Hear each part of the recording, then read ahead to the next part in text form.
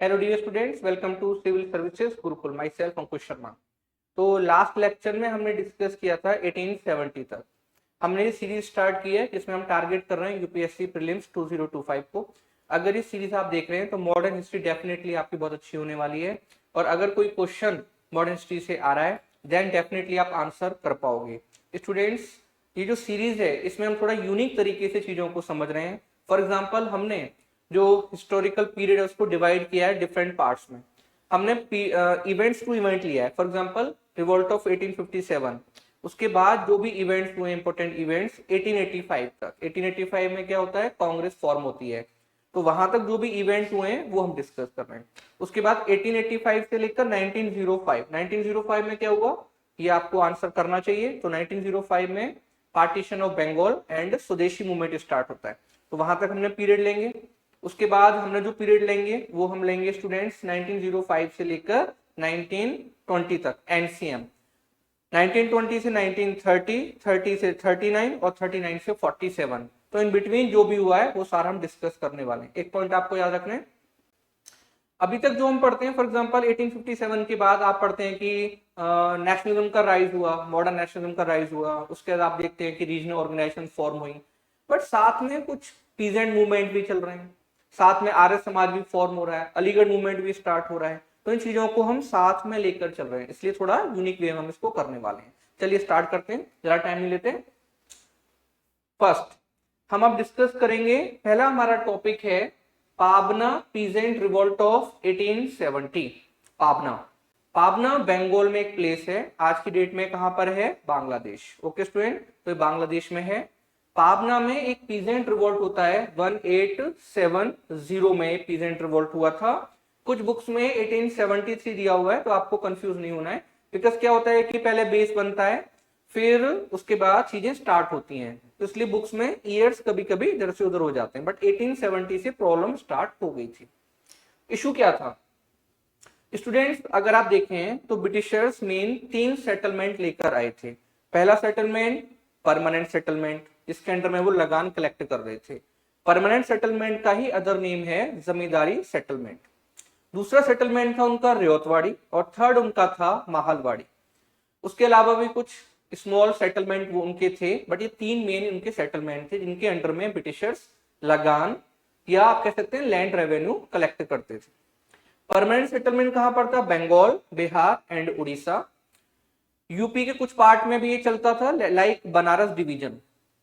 Ryotwari settlement कहां था, मद्रास में था, बॉम्बे में था और असम में था। और महालवाड़ी कहां पर था स्टूडेंट, जो एरिया ब्रिटिशर्स ने बाद में जीते थे, फॉर एग्जांपल सीपी के कुछ पार्ट, पंजाब के कुछ पार्ट, तो इस टाइप के जो एरियाज थे यहाँ पर महालवाड़ी सेटलमेंट था। परमानेंट सेटलमेंट में ब्रिटिशर्स ने लगान कलेक्ट करने की जो पावर है वो जमींदार को दी, तो जमींदार लगान कलेक्ट करते थे और उनको लैंड का मालिक माना गया था, मतलब जमींदार लैंड ओनर थे। अब जो जमीन जमींदार के अंडर में है वहां पर जो पीजेंट हैं, बहुत सारे पीजेंट हैं, सेवरल पीजेंट्स हैं जो कल्टीवेशन करते हैं, बट आपने मकान का मालिक मतलब लैंड ओनर आपने मान लिया जमींदार को, देन जो हमारे पीजेंट हैं वो क्या बन गए, टेनेंट। ओके, ये पॉइंट आप याद रखना, बिकॉज आप जो है अब रेंट पे कर रहे हैं तो आप टेनेंट हो गए। जमींदार ब्रिटिश गवर्नमेंट को क्या पे करेगा, लैंड रेवेन्यू, और जो टेनेंट हैं वो क्या पे करेंगे, रेंट। तो दिस इज द डिफरेंस। तो जमीन आपने बना दी जमींदार की। उसके बाद क्या हो रहा है स्टूडेंट, जमींदार जो थे वो अब रेंट ले रहे हैं।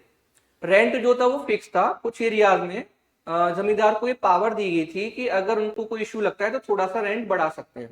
बट जमींदार इधर क्या कर रहे थे, बहुत ज्यादा रेंट लेने लगे थे beyond legal limit. Second point, वो एक्स्ट्रा टैक्सेस भी कलेक्ट करने लगे थे, एंड एक्स्ट्रा टैक्सेस को कहते हैं स्टूडेंट्स,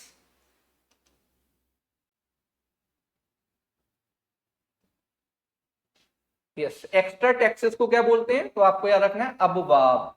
अबवाब, अबवाब। तो अबवाब स्टूडेंट कलेक्ट किया जा रहा था, साथ में जमींदार बेगार भी कराते थे। बेगार क्या होता है, आप काम ले लेते हैं, काम करा लेते हैं, बट आप पैसा पे नहीं करते हैं, उसको क्या कहते हैं, बेगार। तो ये सारी चीजें चल रही थी। अब हुआ ये कि जहां पर भी परमानेंट सेटलमेंट था तो ब्रिटिशर्स ये देख रहे हैं कि भाई हमने तो लॉ बहुत पहले बना दिया था, जो कल्टीवेटर्स उनको प्रॉब्लम हो रही है, तो time to time occupancy rights को बढ़ाया गया था। इसी टाइप से एक एक्ट बना था, ये एक्ट बना था 1859 में, इसका नंबर है 10। ये एक्ट क्या कहता है, इसमें एक मेन प्रोविजन था कि अगर कोई कल्टीवेटर अपनी जमीन को 12 ईयर से लगातार 12 ईयर तक लगातार कल्टीवेट करता है तो उसको ऑक्यूपेंसी राइट मिल जाएगा, और जमींदार को उसको ऑक्यूपेंसी राइट देना पड़ेगा, उसको आप इविक्ट नहीं कर सकते। इविक्ट मतलब बेदखली नहीं हो सकती। अब क्या प्रूफ है कि जो पीजेंट है वो लगातार 12 ईयर से अपनी जमीन को कल्टीवेट कर रहा है, तो इसके लिए प्रूफ था जमींदार की रिसीट। पीजेंट जब रेंट पे करेगा तो उस टाइम पर जमींदार एक रिसीट देगा, और ये प्रूफ होगा कि यस आप इस लैंड को कल्टीवेट कर रहे थे। बट जमींदार बहुत चालाक थे। जमींदार क्या करते थे, उन्होंने 1 ईयर 2 ईयर तो रिसीट दे दी, बट उसके बाद 1-2 ईयर जो है वो गैप आ गया, उसके बाद रिसीट जो है फिर से दे दी। तो जो गैप पीरियड आ गया तो उसमें क्या था, कंटिन्यूएशन में होना चाहिए 12 ईयर, और ये गैप पीरियड आने के बाद उनके पास जो हमारे पीजेंट्स हैं उनके पास ये प्रूफ ही नहीं होता था कि वो लगातार 12 ईयर तक कल्टीवेट कर रहे हैं। तो इस टाइप से जमींदार परेशान कर रहे थे, अबवाब ले रहे थे, मतलब एक्स्ट्रा टैक्सेस ले रहे थे, और साथ में बेगार भी कराते थे। इस टाइम पर कुछ इश्यूज और भी आए थे, फेमाइन वगैरह आ गया था। तो हमारे पीजेंट अब इन सारी चीजों को ना टॉलरेट करने के मूड में नहीं थे। होता ना कभी कभी बस हो गया यार, थ्रेशोल्ड आ गया, अब आप मत करो परेशान। बट जमींदार मानने को रेडी नहीं थे। देन पाबना में ये स्टूडेंट रिवॉल्ट स्टार्ट होता है, इसमें थोड़ा वायलेंस भी हुआ, और इसमें हम देखेंगे स्टूडेंट जो हमारे मेन लीडर थे इनका नाम था ईशान चंद्र एंड शंभूपाल। तो इस जो पाबना रिवॉल्ट हुआ इसमें हमारे पीजेंट्स ने एक एग्रेरियन लीग भी बनाई थी। आपको याद रखना है, एक एग्रेरियन लीग बनाई है 1873 में। अब ये जो लड़ाई है ना बिटवीन पीजेंट्स एंड जमींदार, ब्रिटिश गवर्नमेंट जो है वो तो पीछे खड़ी हुई है, वो न्यूट्रल होकर देख रही है, बट अगर लॉ एंड ऑर्डर का इश्यू आएगा देन ब्रिटिश गवर्नमेंट बीच में आ जाएगी। और ये जो लड़ाई है पीजेंट ब्रिटिशर से नहीं लड़ रहे हैं। तो आपको याद रखना है जो 19th सेंचुरी के पीजेंट मूवमेंट थे उनका फोकस जो था स्टूडेंट किसके अगेंस्ट था, जमींदार मनी लैंडर्स, उनके अगेंस्ट इनकी लड़ाई थी। ब्रिटिश गवर्नमेंट को उन्होंने कम टारगेट किया। जो 20th सेंचुरी के पीजेंट रिवॉल्ट थे उसमें हमारे पीजेंट्स ने टारगेट किया था ब्रिटिश गवर्नमेंट को। ये पॉइंट आपको याद रखना है। और मेन पीजेंट्स फ्रीडम स्ट्रगल का पार्ट बनते हैं जब महात्मा गांधी जो है हमारे मूवमेंट में आ जाते हैं और लीडरशिप उनके हाथ में आ जाती है, और फिर जब उन्होंने चंपारण चलाया। तो ये पॉइंट भी आपको याद रखना है। तो पाबना पीजेंट रिवॉल्ट ऑफ 1870, कुछ बुक्स में क्या दिया हुआ है 1873, तो उसमें आपको कंफ्यूज नहीं होना है, मैंने इसका क्लैरिफिकेशन आपको दे दिया है। चलिए आगे बढ़ते हैं।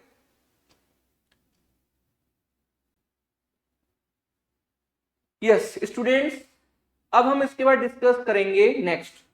इधर एक एक्ट बना 1857 के बाद। एक बहुत बड़ा इशू पता है क्या था, इशू ये था कि ब्रिटिशर्स को लगता है कि 57 का जो रिवॉल्ट हुआ वो इसलिए हुआ कि हमने कुछ एक्ट बना दिए थे सोशल रिफॉर्म्स के लिए। जैसे सती को बैन कर दिया गया था 1829 में बाय विलियम बेंटिक, राजा राम मोहन रॉय ने इसके लिए प्रेशराइज किया था ब्रिटिश गवर्नमेंट को। उसके बाद विडो रिमैरिज एक्ट बनाया गया था 1856 में। इसके पीछे कौन थे, हमारे मेन रिफॉर्मर थे, उनका नाम था ईश्वर चंद्र विद्यासागर। तो ब्रिटिशर्स को लगता है कि जो हम रिफॉर्म्स लेकर आए थे इसकी वजह से एक सेक्शन है इंडिया में ऑर्थोडॉक्स सेक्शन जो हमसे नाराज हो गया, और ये सही भी था, गलत नहीं है। बट स्टूडेंट ब्रिटिशर जो है उनको अब लगने लगा था 57 के बाद कि यार इंडिया में जो सोशल रिफॉर्म्स हैं ट्रेडिशंस उनमें इंटरफेयर नहीं करेंगे, तो वो थोड़ा सा दूर हट रहे थे। बट हमारे रिफॉर्मर्स जो है वो उनको प्रेशराइज कर रहे थे कि ये रिफॉर्म्स लेकर आइए, ये वाला रिफॉर्म्स लेकर आइए, ठीक है, बिकॉज इंडिया में अवेकनिंग आ चुकी है, इंटेलेक्चुअल्स का राइज हो रहा है, पॉलिटिकल राइट्स की डिमांड आ रही है, सोशल इवल्स के ऊपर अटैक हो रहे हैं। तो इसी टाइप से हम देखते हैं ब्रह्म समाज के एक मेंबर हैं, इनका नाम था केशव चंद्र सेन। ये आप पिक देख सकते हैं, केशव चंद्र सेन। केशव चंद्र सेन बार बार ब्रिटिशर्स को प्रेशराइज कर रहे हैं कि आप एक लॉ बनाइए जो मैरिज की जो मिनिमम एज है उसको फिक्स करे। देन स्टूडेंट जब बहुत ज्यादा प्रेशर क्रिएट किया गया देन ब्रिटिशर्स ने एक लॉ बनाया। इस लॉ का नाम है नेटिव मैरिज एक्ट ऑफ 1872, और ये फेमस है सिविल मैरिज एक्ट के नाम से। ये एक्ट बन जाता है। ये एक्ट बॉयज की जो शादी की एज है, जो स्टूडेंट मैरिज की एज है उसको फिक्स करता है 18 ईयर्स, कि इससे पहले नहीं होगी, और गर्ल्स की जो एज है उसको फिक्स करता है 14 ईयर्स। ओके, तो 18 ईयर्स एंड 14 ईयर्स। बट सबसे इंपॉर्टेंट बात, ये एक्ट अप्लाई ही नहीं किया गया हिंदूज के ऊपर एंड मुस्लिम्स के ऊपर, देन आप बोलेंगे सर फिर किसके ऊपर अप्लाई किया गया, तो एक्चुअल में अप्लाई किया गया था ब्रह्मो, मतलब जो ब्रह्म समाज के मेंबर्स हैं उनके ऊपर। एंड सेकंड, अगर जो शादी हो रही है उसमें एक पार्टी क्रिश्चियन है तो ये एक्ट अप्लाई होगा। ये पॉइंट आपको याद रखना है। Native marriage act Hindus and Muslims के ऊपर अप्लाई ही नहीं किया गया। अब आगे एक इंटरेस्टिंग जो है आपको चीजें समझनी है। हुआ ये कि इसके थोड़े टाइम के बाद ही जब ये एक्ट बना, केशव चंद्र सेन ने अपनी डॉटर, अपनी बेटी की शादी 13 ईयर की एज में कर दी। दूसरों से क्या बोल रहे हैं कि भाई 14 मिनिमम होनी चाहिए, और अपनी बेटी की शादी कब कर दी, 13 ईयर। तो आप देखेंगे ये जो हमारे रिफॉर्मर थे, कभी कभी इनके साथ ये इश्यू आता है कि जो प्रीच करते हैं अपने ऊपर उसको इंप्लीमेंट नहीं करते हैं। तो उन्होंने अपनी बेटी की शादी 13 ईयर्स की एज में कर दी। अब इनके कुछ फॉलोअर्स ने पूछा कि आप तो कहते हैं कि 14 से कम एज नहीं होनी चाहिए, तो उन्होंने बोला सब ईश्वर की मर्जी है। एक्चुअल में स्टूडेंट ईश्वर की मर्जी नहीं थी, एक बहुत अच्छा रिश्ता आ गया था कूच बिहार के महाराजा का। तो फिर यहाँ पर ये रुक नहीं पाए, उन्होंने बोला चल यार मैं कर देता हूँ, और अपना ही जो एक प्रिंसिपल था इनका, जो एथिकल वैल्यू थी, उससे दूर हट जाते हैं। ओके स्टूडेंट, तो ये था फेमस नेटिव मैरिज एक्ट। तो 57 के बाद आप देखेंगे पीजेंट मूवमेंट भी चल रहे हैं, साथ में एक्ट्स भी बन रहे हैं, रीजनल ऑर्गेनाइजेशन भी बन रही हैं। इनको हम सबको एक साथ समझते हुए आगे बढ़ रहे हैं। ठीक है, चलिए आगे बढ़ते हैं, नेक्स्ट बढ़ते हैं। स्टूडेंट इस टाइम पर फिर से एक पीजेंट मूवमेंट हुआ, इसका नाम था डेक्कन पीजेंट अपराइजिंग। क्या बोलते हैं इसको, Deccan peasant uprising. Poona and Ahmednagar दो प्लेसेस हैं जहां पर ये जो अपराइजिंग थी बहुत ज्यादा इंटेंस थी। इशू क्या था, इस इशू को समझना होगा। स्टूडेंट इशू ये था कि जो महाराष्ट्र वाला एरिया है, डेक्कन वाला एरिया है, यहाँ पर कॉटन का प्रोडक्शन होता है। ओके, अब हुआ ये कि 1860s के बाद 1860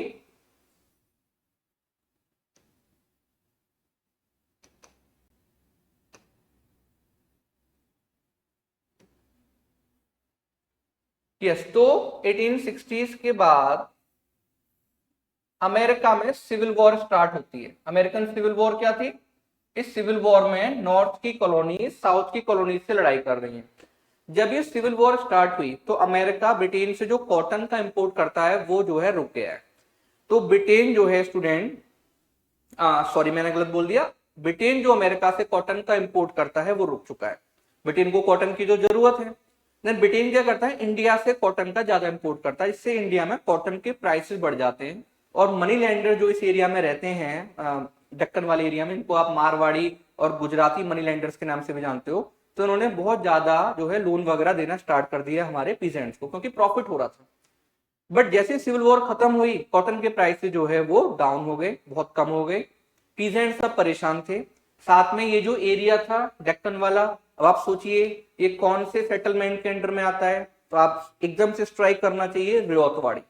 रियोतवाड़ी में क्या होगा, जो लगान है वो फ्लक्चुएट करेगा। ओके, लगान ज्यादा और कम हो सकता है, बट इन थ्योरी ये लिखा हुआ है, बट प्रैक्टिकलिटी क्या थी, तो आप देखेंगे स्टूडेंट इन रियलिटी लगान ऑलवेज ज्यादा ही रहता था, कम तो बहुत कम होता था कि जब आप जो है कम लगान पे कर रहे हैं, अदरवाइज हर साल ज्यादा ही देना पड़ता था।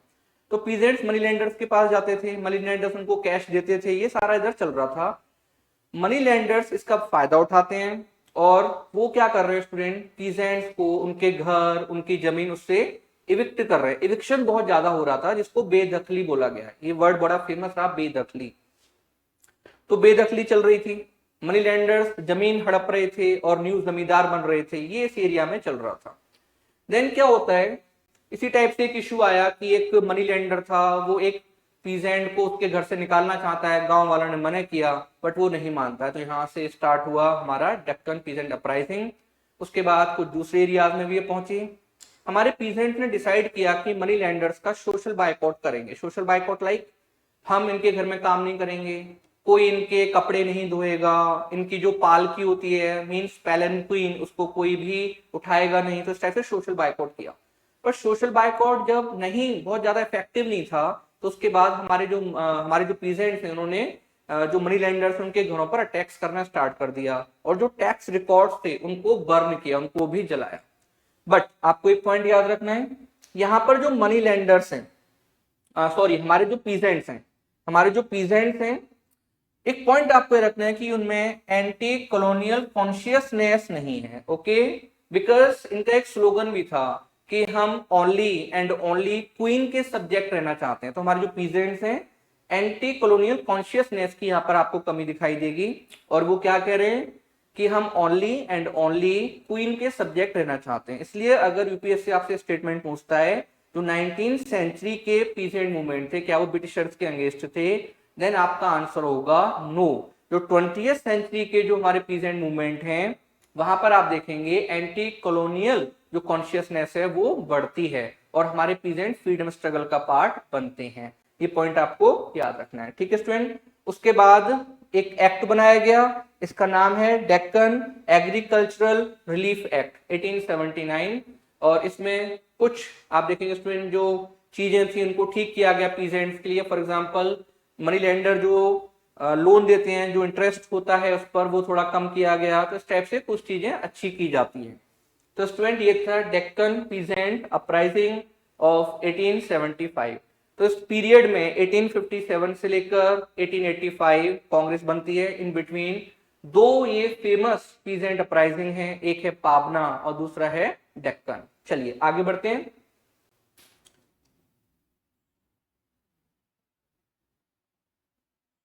1875 इसी टाइम पर बनता है आर्य समाज, फाउंडेड बाय स्वामी दयानंद सरस्वती।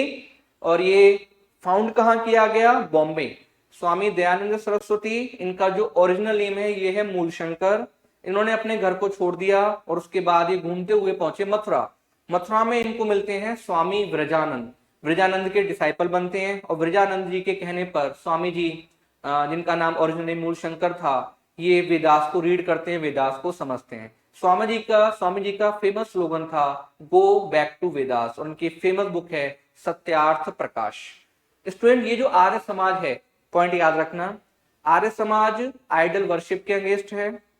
आर्य समाज जो सोशल इवल्स हैं उन पर भी अटैक करता है। For example Arya Samaj child marriages के अगेंस्ट है। और आर्य समाज और हमारे स्वामी दयानंद सरस्वती ये कास्ट सिस्टम के भी अगेंस्ट थे जो बर्थ के बेस पर है। एक्चुअल में अगर आप वेदास को देखेंगे तो वेदास में कास्ट सिस्टम नहीं है, वहां पर वर्णा सिस्टम है। वर्णा क्या थे? ब्राह्मण, क्षत्रिय, वैश्य, शूद्र। और ये ऑक्यूपेशन के बेस पर होते थे। आपको ऑलवेज गलत बताया गया कि एंशिएंट टाइम से कास्ट सिस्टम चल रहा है। स्टूडेंट इसमें ना कुछ ब्रिटिश हिस्टोरियंस का भी रोल था, उन्होंने चीजों को गलत तरीके से डिस्टोर्ट करके आपके सामने पेश की। तो एक्चुअल में जो हमारा ऋग्वेदा है उसमें ब्राह्मण, क्षत्रिय, वैश्य, शूद्र जो ये वर्णा सिस्टम दिया गया है ये मिलता है पुरुष सूक्त 10th मंडल में। अगर आप ऋग्वेदा को पढ़ेंगे तो उसमें एक हिम्न मतलब एक श्लोक भी है जो क्या कहता है उसको समझिए। उसमें एक पर्सन है, वो क्या कहता है? वो कहता है आई एम ए पोइट, मैं पोइट हूं, मेरे फादर फिजिशियन हैं और मेरी मदर जो है वो आटा पीसती है, मतलब वो कॉर्न को ग्राइंड करती हैं। हम सब अलग अलग वर्णा के होते हुए भी एक साथ एक फैमिली में रहते हैं, मतलब आप अलग अलग काम कर रहे थे तो वो वर्णा था। अगर कोई बंदा टीचिंग में लगा हुआ है, वो आपको जो है अच्छी बातें बता रहा है, वेदास को पढ़ता है, तो वो ब्राह्मण था। हाथ में तलवार ले ली तो वो क्षत्रिय था। दूसरों की हेल्प करने वाला शूद्र था और ट्रेड करने वाला वैश्य था। तो ये वर्णा सिस्टम था, ये बर्थ के बेस पर नहीं था। तो स्वामी जी कहते हैं जो कास्ट सिस्टम है, जो अनटचेबिलिटी है, बर्थ के बेस पर वो नहीं होनी चाहिए। स्वामी जी इंटरकास्ट मैरिजेस को भी, एंड स्टूडेंट आप देखना, इंटरकास्ट मैरिजेस को भी सपोर्ट करते हैं। बट यहाँ पर थोड़ा सा इशू रहेगा, विडो रिमैरिज को तो सपोर्ट करते हैं बट विडो रिमैरिज में एक कॉन्सेप्ट है यहाँ पर नियोग का। ओके, तो आपको ये कॉन्सेप्ट समझना है, नियोग का कॉन्सेप्ट क्या है।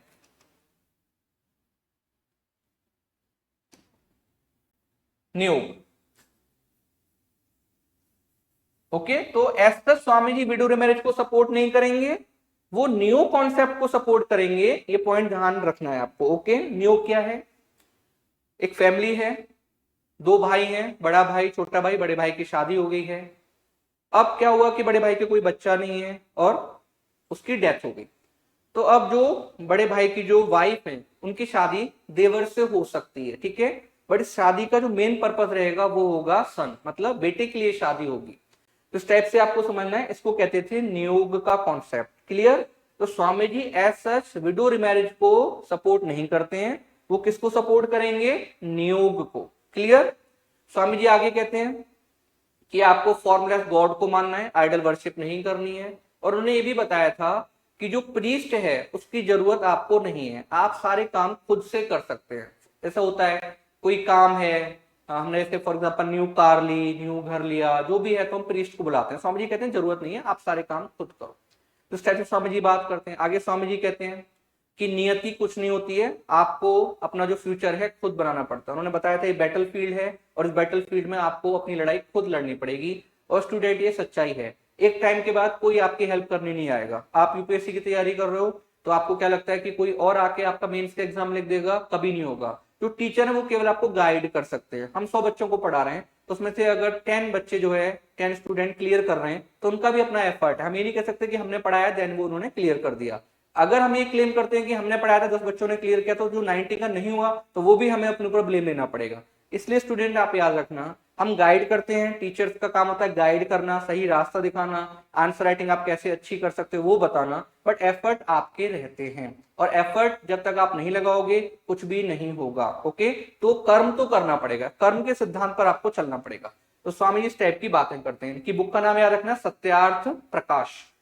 आगे क्या होता है, जब स्वामी जी की डेथ हुई तो जो समाज था वो 2 पार्ट्स में डिवाइड हो गया। ओके, तो आर्य समाज 2 पार्ट में डिवाइड हुआ। एजुकेशन का इशू आ गया था और दूसरा इशू था मैनेजमेंट को लेकर। तो यहां पर स्टूडेंट एक तरफ जो लीडर थे इनका नाम है लाला लाजपत राय। लाला लाजपत राय आर्य समाज के मेंबर हैं, लाला लाजपत राय। और इनके साथ हैं हंसराज, हंसराज। दूसरी तरफ है मुंशीराम, मुंशीराम। और मुंशीराम का जो ओरिजिनल नेम है ये है सॉरी, मुंशीराम ओरिजिनल नेम है, इन्होंने जो बाद में नेम लिया था वो है स्वामी श्रद्धानंद। ओके, तो स्वामी श्रद्धानंद का ओरिजिनल नेम है मुंशीराम। लाला लाजपत राय वाला जो ग्रुप है, ये वाला जो ग्रुप है, ये कहता है कि हमें गर्ल्स एंड बॉयज दोनों को पढ़ाना होगा और हमें अब जो इंस्टीट्यूशंस ओपन करने, स्कूल्स ओपन करने, उसमें हमें वर्नाकुलर लैंग्वेज को भी पढ़ाना है जैसे संस्कृत वगैरह को, बट साथ में इंग्लिश एजुकेशन को भी पढ़ाना होगा, उसकी भी हमें नॉलेज देनी पड़ेगी। ये जो ग्रुप है मुंशीराम वाला, इनको बाद में आप स्वामी श्रद्धानंद जी के नाम से जानते हैं। तो मुंशीराम वाला जो ग्रुप है ये कहता है कि भाई नहीं, हमें केवल बॉयज को पढ़ाना है और जो हम लैंग्वेज यूज करेंगे वो होनी चाहिए ओरिएंटल लैंग्वेज। तो यहाँ पर ये डिस्प्यूट हुआ। इसके बाद ये जो ग्रुप है स्टूडेंट, ये स्टार्ट करता है डीएवी मूवमेंट, दयानंद एंग्लो वैदिक कॉलेज एंड इंस्टीट्यूशंस। तो डीएवी मूवमेंट स्टार्ट हुआ। अगर आप इसका नाम देखें, दयानंद एंग्लो मतलब इंग्लिश एंड वैदिक दोनों कल्चर सिखाई जाएंगे। अब आप कहेंगे सर लाजपत राय तो एक्सट्रीमिस्ट लीडर थे, एंड एक्सट्रीमिस्ट जो थे वो तो इंडियन कल्चर उस पर फोकस करते थे, उस पर प्राउड करते थे। यस करेक्ट, बट हमारे जो एक्सट्रीमिस्ट हैं वो ये भी जानते थे कि ये जो लड़ाई होने वाली है ब्रिटिशर्स की, ये थोड़ा लंबी चलने वाली है। तो आपको ये समझना पड़ेगा कि ब्रिटिशर जो है उनका ट्रेडिशन क्या है, वो किस टाइप से सोचते हैं, उनके मेथड्स क्या हैं, और इसको समझने के लिए उनकी लैंग्वेज का जानना मस्ट है। ब्रिटिशर्स भी सेम करते थे, उन्होंने हमारी हिस्ट्री को लिखा, वाई हमें रूल करना था, हिस्ट्री को लिखा, हमारे बिहेवियर को समझा, हमारे ट्रेडिशंस को समझा, एशियाटिक सोसाइटी ऑफ बंगाल बनाई। तो सारी चीजें आपको समझनी है। इधर आते हैं मुंशीराम जी, इन्होंने बोला कि नहीं भाई हम तो ओरिएंटल लैंग्वेज में पढ़ाएंगे। तो इन्होंने गुरुकुल कांगड़ी स्टार्ट किए, और सबसे इंपॉर्टेंट कहां पर था, हरिद्वार। तो गुरुकुल कांगड़ी इन्होंने स्टार्ट किए। और ये जो ग्रुप था इसने क्या स्टार्ट किए, डीएवी। ओके स्टूडेंट, तो ये है आर्य समाज। आगे बढ़ते हैं। इसी टाइम पर मुस्लिम्स का एक मूवमेंट स्टार्ट हुआ। इस मूवमेंट का नाम है अलीगढ़ मूवमेंट। अलीगढ़ का नाम आते ही आपके दिमाग में आता है अलीगढ़ मुस्लिम यूनिवर्सिटी, एंड सेकंड आपके माइंड में आता है अलीगढ़ के ताले, लॉक्स। आगे बढ़ते हैं। तो स्टूडेंट ये मूवमेंट स्टार्ट किया सर सैयद अहमद खान।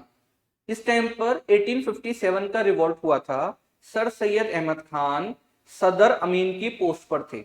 ये वो पोस्ट है जो किसी इंडियन को मिल सकती थी, हाईएस्ट पोस्ट है जो किसी इंडियन को मिल सकती है इन सिविल सर्विसेज। और जो मिलिट्री वाली जो हमारी पोस्ट होती थी उनमें सूबेदार की हाईएस्ट पोस्ट होती थी जो किसी इंडियन को मिल सकती थी। तो ये सदर अमीन की पोस्ट पर थे, बिजनौर में थे जिस टाइम पर 1857 का रिवॉल्ट हुआ था। इन्होंने रिवॉल्ट का एक कॉज ये भी बताया है कि जो रूलर हैं एंड जो रूल्ड थे, मतलब इंडियंस एंड ब्रिटिशर्स, इनके बीच में एक गैप है।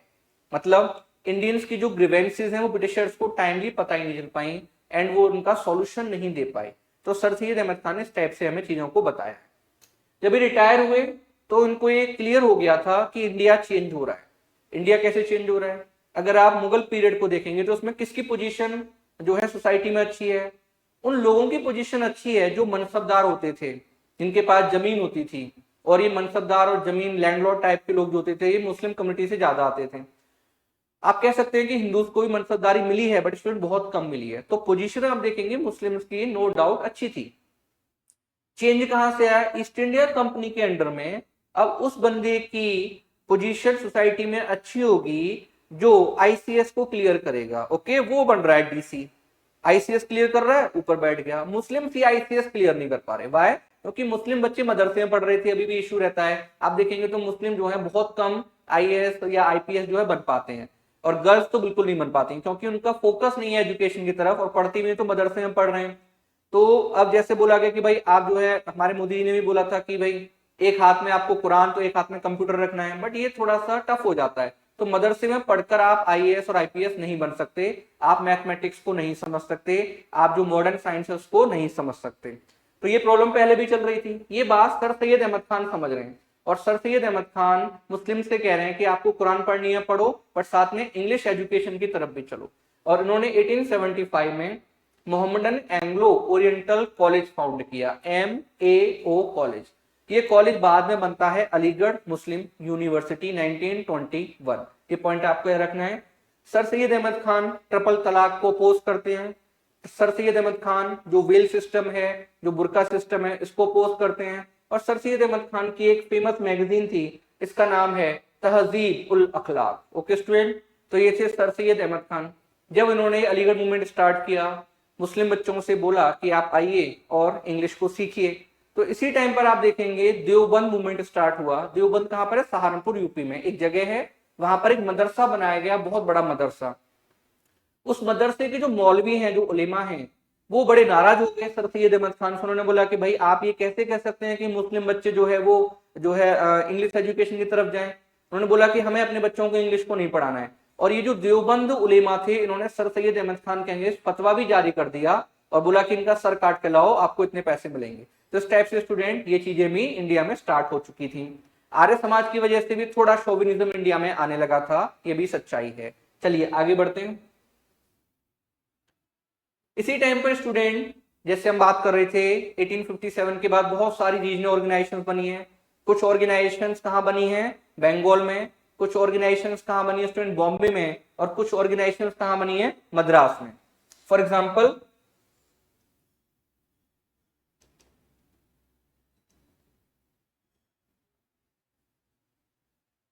आपको याद रखना है कि regional organisations Bombay, Bengal and Madras, ये 3 प्रेसिडेंसी एरिया हैं, यहां पर बनी है। वाई? बिकॉज ये 3 प्रेसिडेंसी एरिया हैं जहां पर यूनिवर्सिटीज बनी थी, और वहां पर जो लोग पढ़ रहे हैं यूनिवर्सिटीज में, उन्होंने लीडरशिप प्रोवाइड करी। तो बॉम्बे में अगर आप देखेंगे तो बॉम्बे वाले एरिया में स्टूडेंट पूना सार्वजनिक सभा, ठीक है। उसके बाद आप देखेंगे बॉम्बे प्रेसिडेंसी एसोसिएशन। अगर आप बंगाल में आते हैं तो बंगाल में इंडिया लीग, और उसके बाद इंडियन एसोसिएशन जो हम डिस्कस करने वाले हैं अभी। इसके बाद मद्रास में आइए तो मद्रास में मद्रास महाजन सभा। तो इस टाइप से ये जो रीजनल ऑर्गेनाइजेशन हैं, इनके जो फाउंडर हैं, बाद में ये सेम लीडर जो है किसके फाउंडर हैं? कांग्रेस के। और इनको आप बाद में किस नाम से जानते हो? मॉडरेट्स। ये पॉइंट आपको याद रखना है। तो चलिए डिस्कस करते हैं। इंडियन एसोसिएशन, रीजनल ऑर्गेनाइजेशन बन रही थी, इनमें से एक रीजनल ऑर्गेनाइजेशन जो बंगाल में बनती है, इसके फाउंडर हैं सुरेंद्रनाथ बैनर्जी। ये जो ऑर्गेनाइजेशन है स्टूडेंट, ये आईसीएस में रिफॉर्म्स को लेकर एजुटेशन चलाती है। इशू क्या आया इस टाइम पर? इशू ये था कि लॉर्ड लिटन, वायसरॉय है लॉर्ड लिटन, उसके बाद आता है रिपन। तो Lord Lytton, LYTTON, Lord Lytton Indians की जो मैक्सिमम एज है आईसीएस में अपीयर होने की, उसको कम कर देता है। याद रखना, ये मिनिमम एज नहीं है, मैक्सिमम एज है, और ये थी 21 ईयर्स। इसको कम करके 19 ईयर्स कर देता है। जानबूझकर इस टाइप की चीजों को किया गया जिससे जो बच्चा है वो लंदन जाकर आईसीएस को क्लियर ना कर सके। स्टूडेंट, इस टाइम पर कुछ इंडियन जो है लंदन जाते थे और आईसीएस को क्लियर करते थे। 1860s के बाद आप देखते हैं 75 तक अबाउट 40 इंडियन लंदन जाकर इस एग्जाम को देते हैं, जिसमें से अबाउट 10 ने क्लियर भी किया था। And first was Satyendranath Tagore. तो इधर हम देखते हैं आईसीएस में रिफॉर्म्स को लेकर इस ऑर्गेनाइजेशन ने एजुटेशन चलाया। श्रीनाथ बैनर्जी को समझते हैं, इन्होंने एग्जाम को क्लियर किया। श्रीनाथ बैनर्जी ने आईसीएस को क्लियर किया था। पहला इशू इनके साथ ये आया, जिस टाइम पर इन्होंने एग्जाम दिया इनकी एज थोड़ी कम थी। तो जब उन्होंने एग्जाम को क्लियर कर लिया, बट इनको बोला कि भाई आप जिस टाइम पर एग्जाम में बैठे थे, आपने अटेम्प्ट दिया था, आपकी एज कम थी। तो श्रीनाथ बैनर्जी ने कोर्ट में दलील दी कि इंडिया में ये ट्रेडिशन है कि हम जो अपनी मदर के गर्भ में होते हैं तो वो भी ऐड कर लेते हैं 9 मंथ, तो इसलिए मैंने वो ऐड करके जो मेरी एज है वो सही थी। कोर्ट ने इस दलील को माना। उसके बाद इनकी पोस्टिंग होती है, बाद में ब्रिटिशर्स के साथ माइनर इशू होता है, इनको वहां से निकाल दिया गया। यूपीएससी ने एक क्वेश्चन पूछा हुआ है। तो श्रीनाथ बैनर्जी को ये पता था कि क्या इश्यूज चल रहे हैं आईसीएस में और उसमें रिफॉर्म्स की जरूरत है। एक जो डिमांड बार बार इंडियंस उठा रहे थे इस टाइम पर वो थी कि आईसीएस का एग्जाम जो आप लंदन में कंडक्ट कराते हो साइमल्टेनियसली इंडिया में भी कंडक्ट कराओ। ओके स्टूडेंट, कुछ और डिमांड्स भी इंडियन एसोसिएशन ने की थी, बट ये मेन डिमांड थी और इस डिमांड को लेकर उन्होंने प्रॉपर एक एजुटेशन भी चलाया था। क्लियर?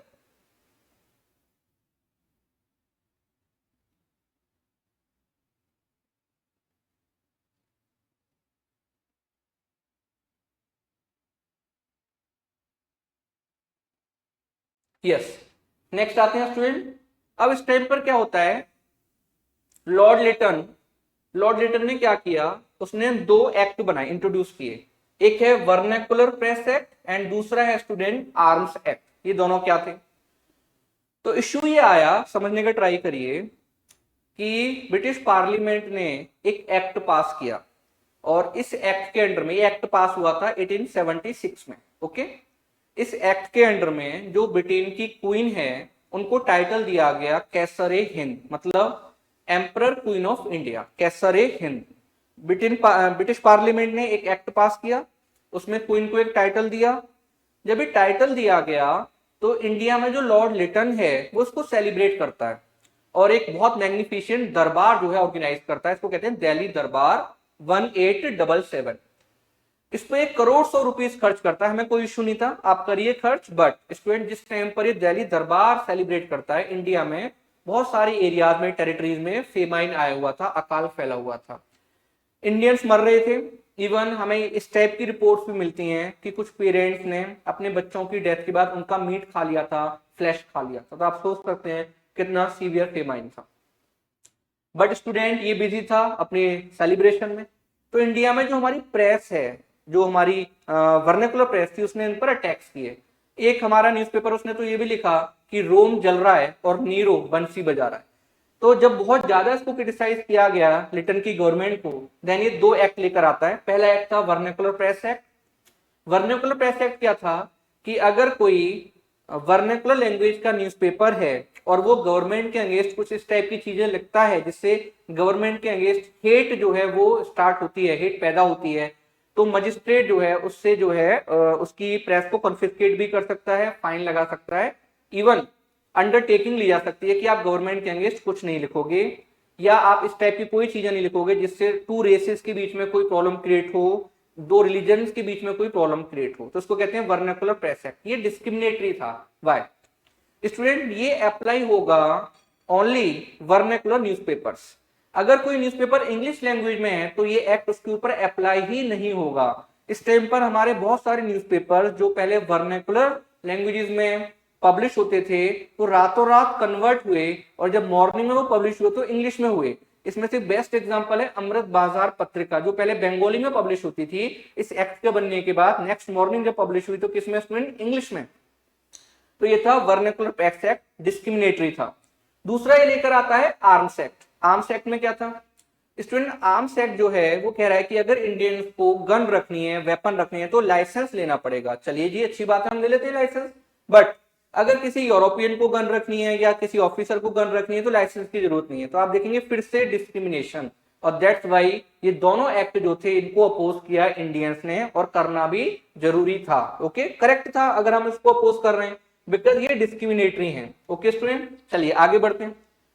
अब इस टाइम पर लिटन जब वापस गया तो रिपन आया।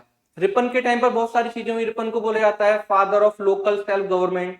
ये जेंटलमैन रिपन के नाम से इंडिया में फेमस है और उसने इंडियंस के लिए अच्छे काम भी किए हैं स्टूडेंट। तो आप देखेंगे पहला एक काम जो उसके अंडर में हुआ वो था फर्स्ट फैक्ट्री एक्ट 1881। तो यहाँ पर पहला एक्ट बनता है 1881 में हमारे किसके लिए स्टूडेंट, हमारे वर्कर्स के लिए।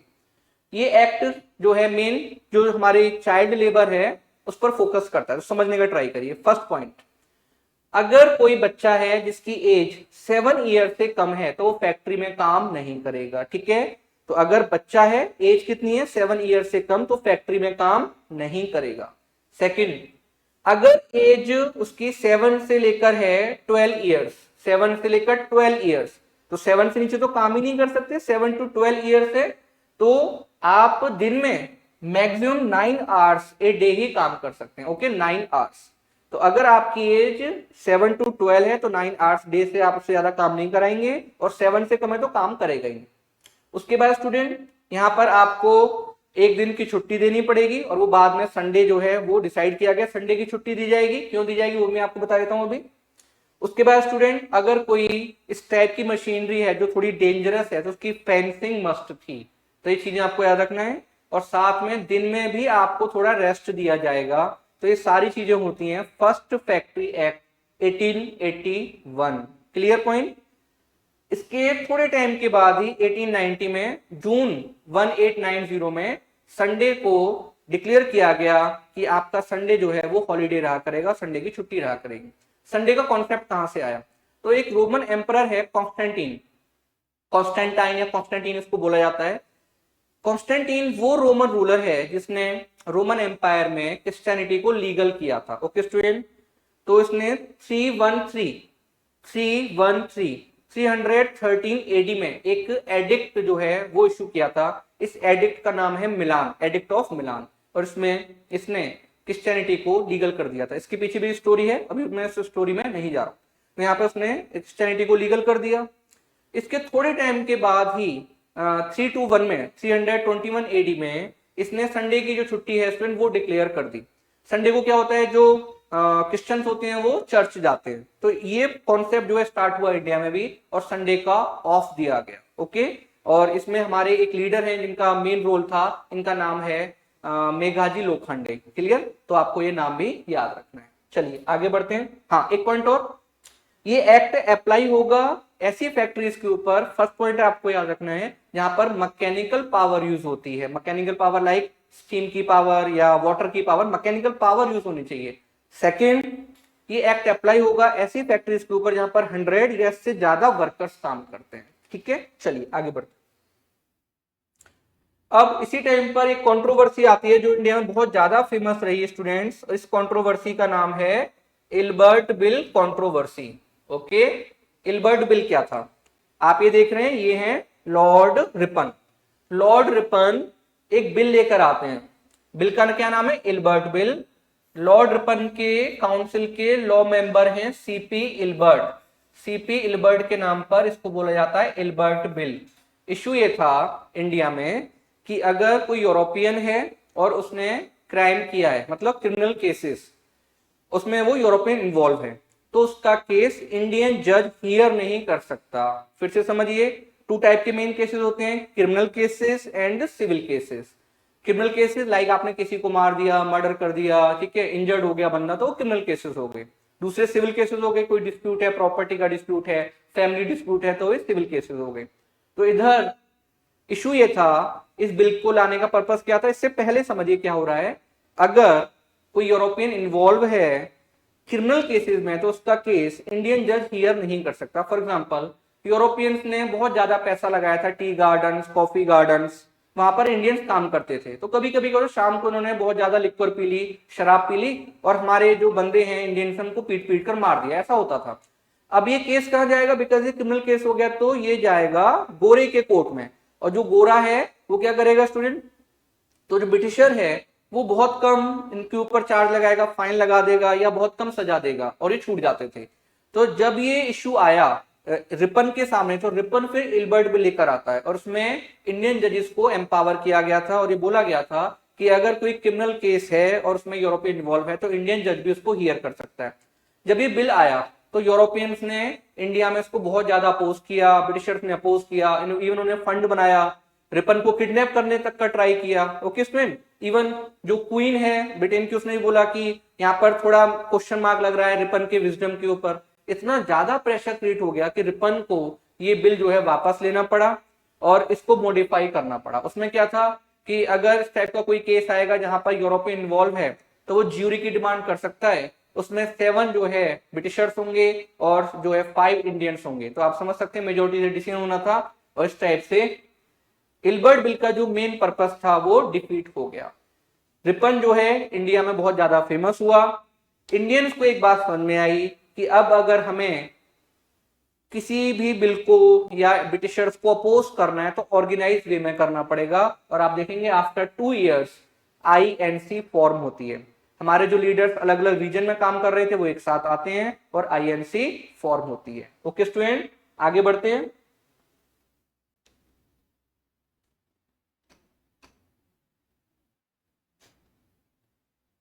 यस, इसी टाइम पर फिर से एक बहुत बड़ा इशू आया और ये इशू था एज ऑफ कंसेंट एक्ट का 1891। ये आपको समझना है। इशू क्या था स्टूडेंट कि इससे पहले एक एक्ट बना था जो अभी आज के लेक्चर में भी हमने डिस्कस किया है, सिविल मैरिज एक्ट, और उसका अदर नेम क्या है, नेटिव मैरिज एक्ट। उसमें जो एज है वो गर्ल्स के लिए 14 इयर्स थी एंड बॉयज के लिए 18 इयर्स फिक्स कर दी गई थी। बट जैसे हमने डिस्कस किया था, वो जो एज फिक्स किया, जो एक्ट बनाया था, ना तो हिंदूज के ऊपर अप्लाई हो रहा है ना ये मुस्लिम्स के ऊपर अप्लाई किया गया था। तो उस टाइम पर इशू ये आया स्टूडेंट कि आप ये देख रहे हैं जो लेडी हैं इनका नाम है Rukma by, RUKHMABAI, Rukma by.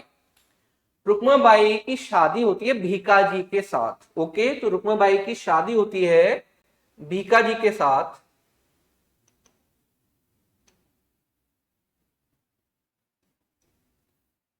Rukma by की शादी होती है भीकाजी के साथ जब रुकमा बाई की एज थी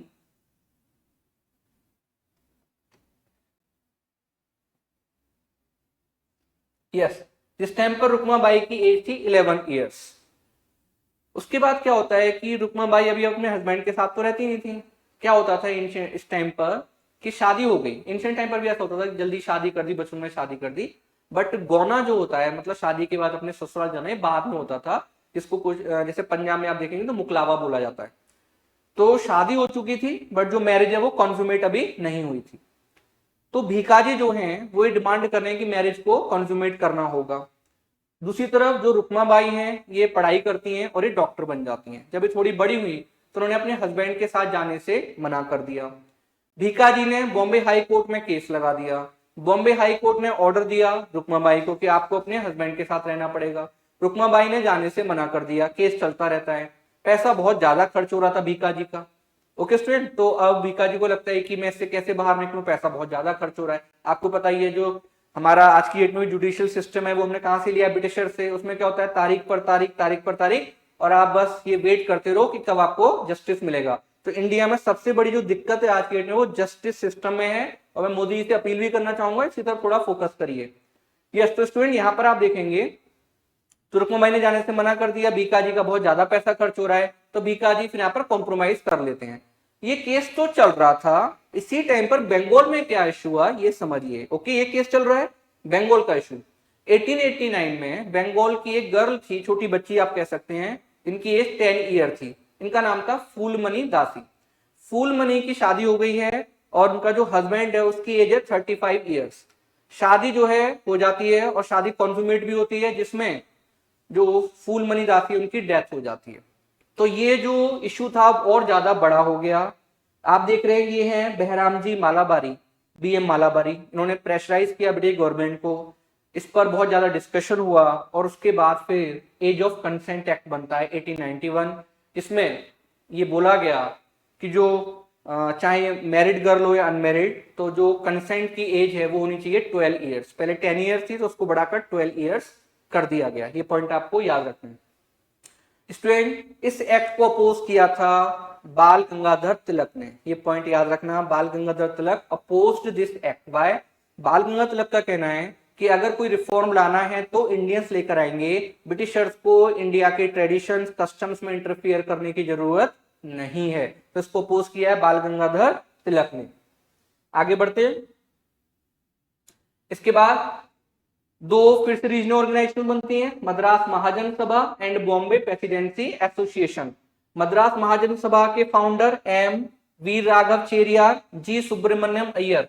आप जो हिंदू न्यूज़पेपर पढ़ते हैं इसके फाउंडर कौन है? जी सुब्रमण्यम अय्यर।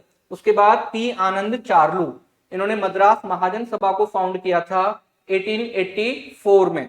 और इसके बाद Bombay presidency association founded by Firoz Shah Mehta, K T Telang and Badruddin Tyabji. आपको नाम थोड़ा सा सुना हुआ लग रहा होगा, बदरुद्दीन तैयब जी।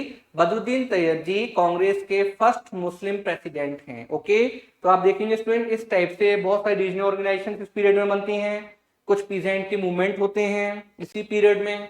इसी टाइम पर आर्य समाज फाउंड होता है, इसी टाइम पर अलीगढ़ मूवमेंट स्टार्ट होता है, देवबंद मूवमेंट स्टार्ट होता है, ये सारी चीजें चल रही हैं। ओके, तो हमने पहला जो पीरियड था वो पूरा डिस्कस कर लिया है, 1857 से लेकर 1885। 1885 में कांग्रेस फॉर्म होगी और कांग्रेस के बनने के बाद जो हमारा फ्रीडम स्ट्रगल है वो मोर और लेस कांग्रेस के अंडर में चलने वाला है। ओके, वो हम समझेंगे नेक्स्ट लेक्चर में। ओके स्टूडेंट, इसके बाद भी अगर आपको कोई डाउट है तो मैंने आपको पहले ही बताया है, आप जो है मैसेज लिख देना, मैं उसका आंसर कर दूंगा। Okay, thank you.